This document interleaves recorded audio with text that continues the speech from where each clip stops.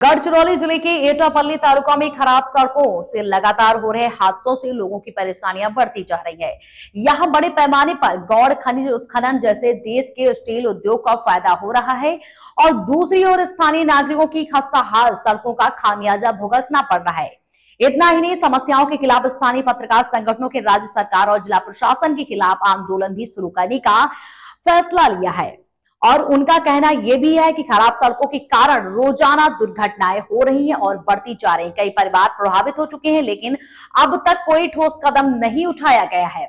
आंदोलन को राष्ट्रीय मानवाधिकार संगठन का भी समर्थन मिला है और संगठन के प्रदेशाध्यक्ष डॉक्टर प्रणय पुणे ने इस गंभीर मुद्दा बताते हुए प्रशासन से तुरंत समाधान निकालने की मांग की है। आंदोलन को मिले इस समर्थन के बाद अब प्रशासन पर दबाव बढ़ गया है।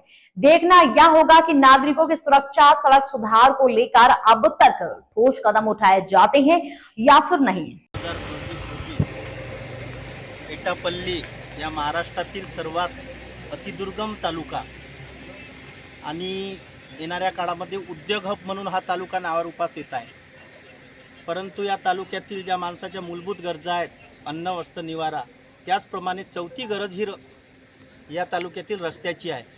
कारण इथले रस्ते अतिशय खराब असल्यामुळे येथील ना शिक्षण व्यवस्थित पोहोचत आहे, आरोग्य आणि अनेक गोष्टी, त्यामुळे येथील लोकशाहीचा चौथा स्तंभ म्हणून जागरूक जे अन्यायाला वाचा फोडतात पत्रकार बंधू यांनीच या ठिकाणी जवळपास 5 दिवसापासून साखळी उपोषण चालू केलं आणि आजपासून आमरण उपोषण चालू केलं।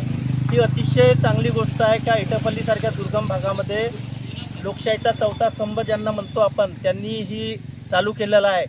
आणि आजपासून जे आमरण उपोषण झालेलं आहे त्या आमरण उपोषणाला राष्ट्रीय मानवाधिकार संघटनेचा या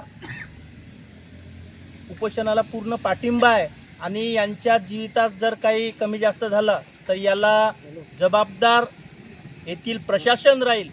तर या प्रशासनाने हे गांभीर्य लक्षात घेता विशेष बाब म्हणून कोणतीही गोष्ट जर करत असताना एक विशेष बाब म्हणून बऱ्याचशा गोष्टी करू शकतो, तर विशेष बाब म्हणून माननीय जिल्हाधिकारी साहेबांनी माझी विनंती आहे, या राज्याचे मुख्यमंत्री, या जिल्ह्याचे पालकमंत्री देवेंद्र फडणवीस साहेबांना सुद्धा विनंती आहे, विशेष बाब म्हणून येथील ज्या काही मागण्या आहेत त्या त्वरित पूर्ण करावा आणि या एटापल्ली तालुक्याला न्याय देण्यात यावा।